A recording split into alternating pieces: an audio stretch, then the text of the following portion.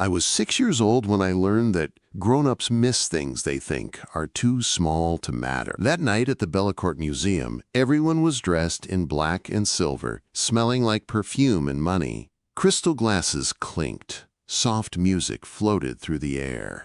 People laughed in low voices like they were afraid to disturb the art on the walls. To them, it was just another rich night. To me, something felt wrong the moment I stepped inside. I was wearing my bright pink dress, the only nice one I owned. My mom had ironed it carefully in our tiny apartment before work. She kept saying, "Sky, remember, you stay invisible." I promised I would. I always kept my promises to my mom. She was working double shifts again. Cleaning. Always cleaning. The kind of work that burned her hands and made her eyes red. The pipes in our building had burst last week, and rent was late. The neighbor who usually watched me had left town. My mom had begged the event coordinator to let me stay, just for tonight. The woman stared at me for a long time before saying yes. So I sat near the coat check with my crayons, drawing birds and clouds, trying not to move. For 43 minutes, I did exactly what I promised, but the sounds from the main gallery pulled at me. Music, laughter, wonder. I stood up slowly and looked at my mom. She was busy scrubbing the floor, focused, tired. She didn't see me slip away. The gallery was huge. Paintings climbed the walls toward a ceiling painted with angels. Everything felt alive. I stopped in front of a painting of a child holding a white dove. It looked like it might fly away at any moment. That's when I noticed the first man. He wore a waiter's uniform, but he held his tray wrong. Too tight, like it weighed more than it should. My mom once told me real servers pour with their strong hand. This man didn't. His knuckles were white. His smile didn't reach his eyes. I kept walking. The second man stood near an emergency exit. He wore a security uniform, but his radio was clipped on the wrong side. The wire disappeared into his jacket at a strange angle. He kept watching the room instead of the art. That's when my chest started to feel tight. The third man was harder to spot. He blended in with rich guests, but his eyes never stayed still. He touched his ear twice like he was listening to someone I couldn't see. 3 men. 3 points. A triangle. In the center of that triangle stood a man in a black coat, calm and powerful, like the room bent around him.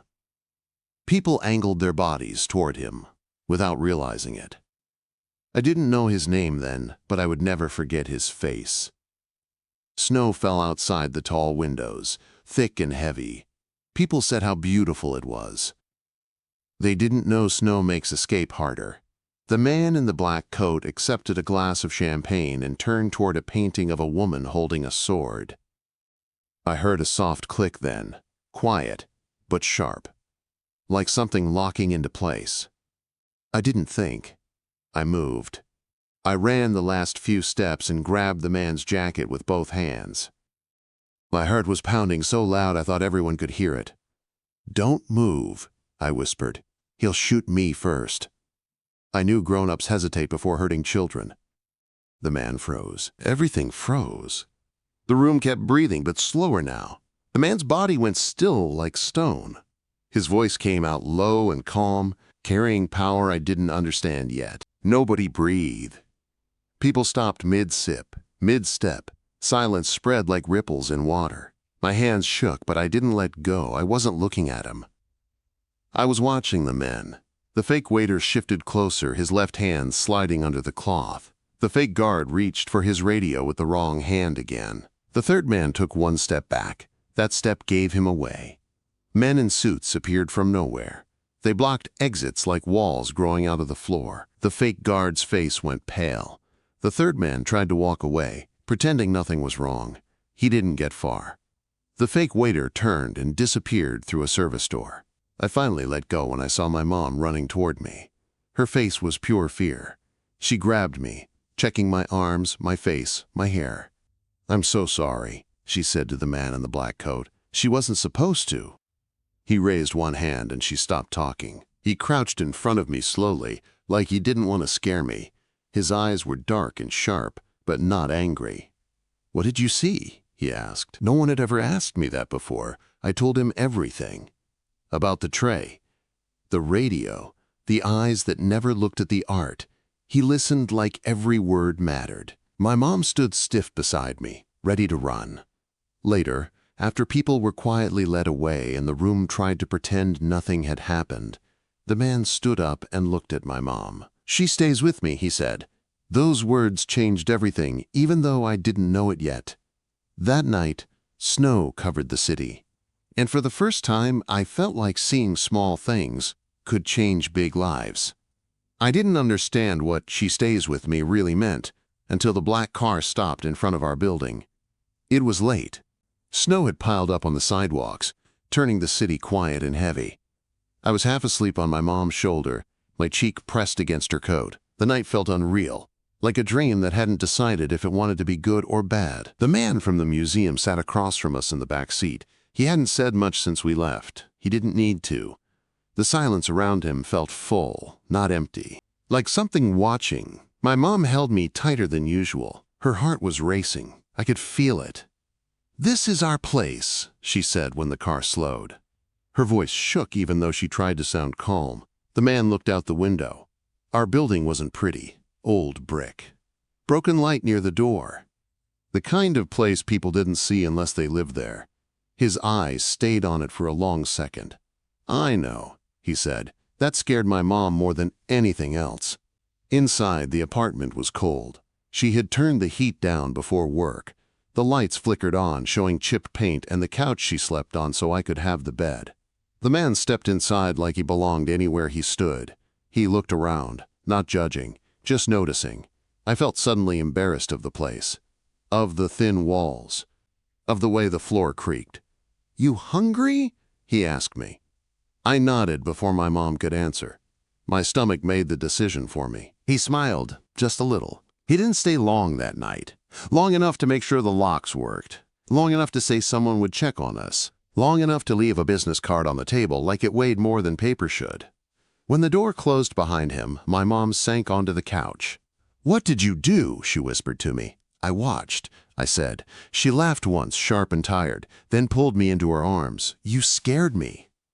"I know," I said. "I'm sorry."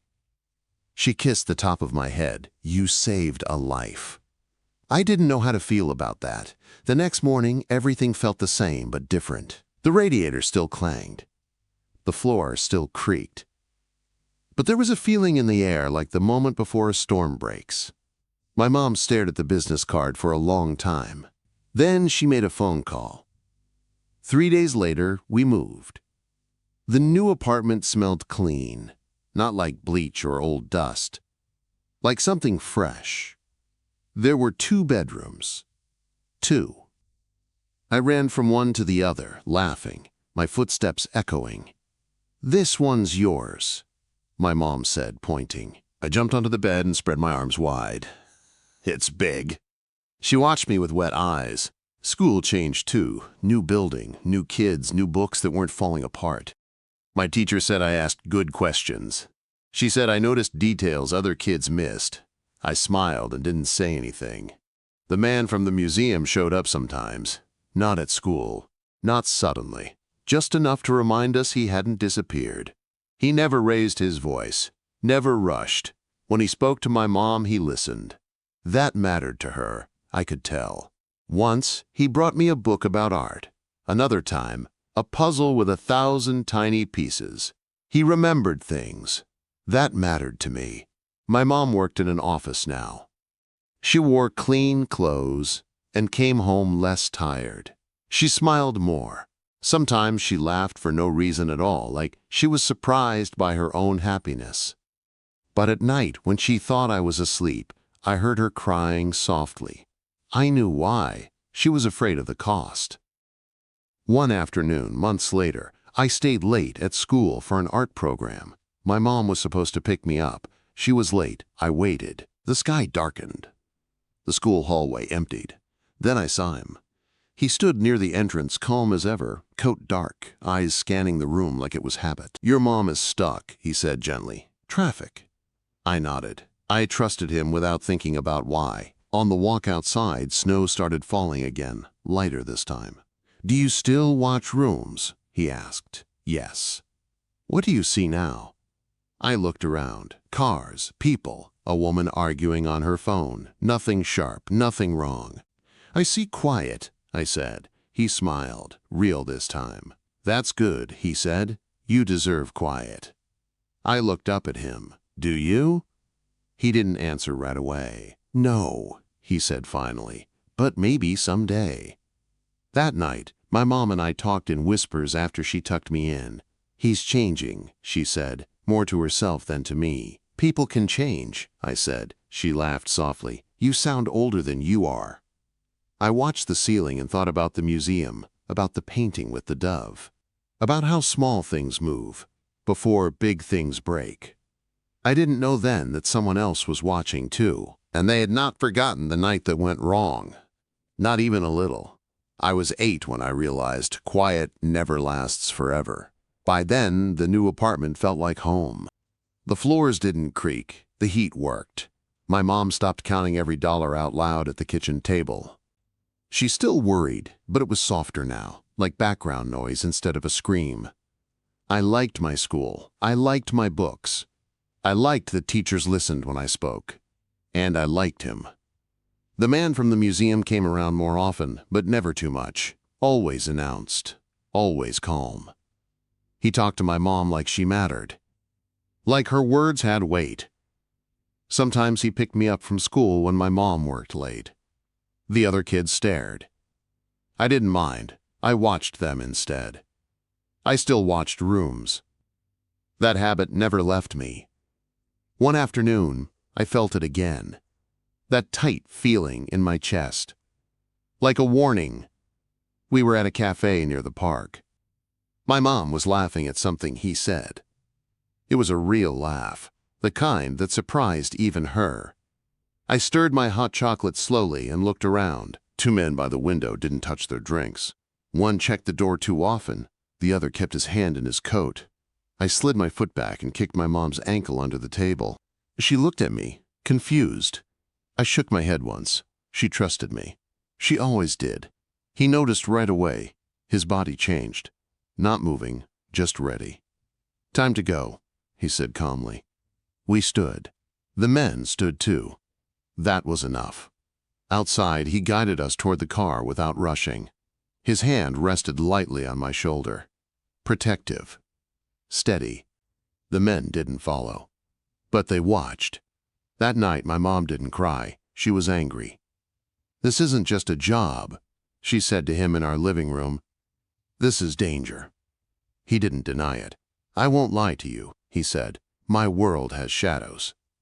"I have a child," she said, her voice shaking. "I won't raise her in fear." I sat on the couch, hugging my knees, pretending not to listen. "I would never put her in danger," he said quietly. My mom looked at him for a long time.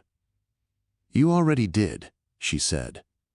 Silence stretched between them. Then he did something I didn't expect. He stepped back. "If you want distance," he said, "I'll give it."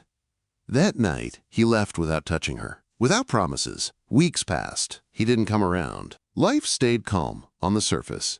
School, work, dinner, sleep. But I could feel the tension under it all. My mom missed him. I could tell. She checked her phone too often. She stared out windows longer than needed. One evening, she sat beside me on my bed. "Sky," she said, "do you feel safe?" I thought about it. "Yes," I said honestly. "With him?" she asked. I nodded, more than before.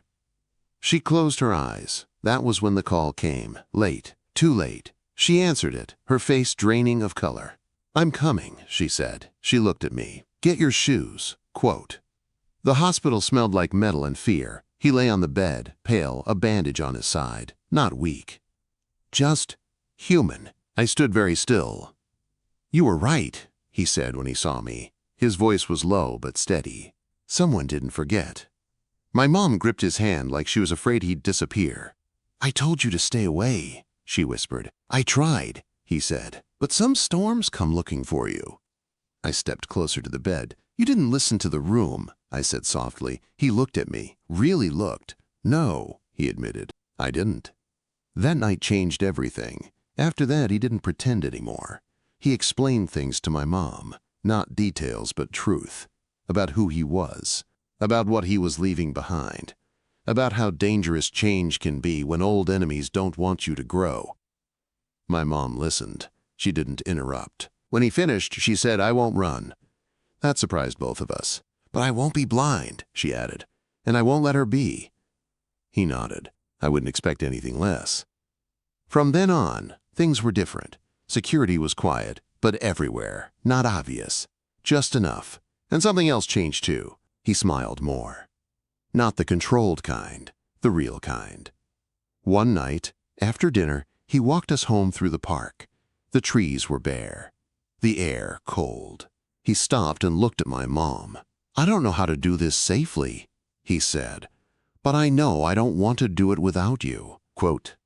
My mom didn't answer right away, then she reached for his hand. "Then don't lie," she said, "and don't disappear." "I won't," he said. I watched them, my heart full and tight at the same time. Because I knew something they didn't. Quiet never lasts forever. And someone, somewhere, was still watching the room. The night everything finally broke, I was 9 years old. I knew before anyone told me. The air felt wrong when I woke up. Too still, like the moment before glass shatters. I lay in bed listening. The apartment was quiet, but not peaceful. My mom moved around the kitchen without humming. She always hummed when she felt safe. He arrived earlier than usual that day. I watched his reflection in the hallway mirror before I saw his face. His shoulders were tense, not afraid, ready. "We need to talk," he said. My mom nodded. She already knew. I sat at the table, swinging my legs, pretending to focus on my cereal while listening to every word. "They're done waiting," he said. "This ends tonight." My mom's hand froze on the counter. "Ends how?" He didn't answer right away. I did. "Rooms," I said softly. "You have to listen to Rooms." He looked at me, a long look, respect, trust, something like apology. "I will," he said. "They didn't leave me behind this time. We went to a house outside the city, quiet, empty, snow melting into mud, the kind of place meant for endings." I sat on the stairs while adults whispered. I counted breaths. I watched shadows move across walls. Then the sound came. Not loud. Sharp. Final. I didn't scream.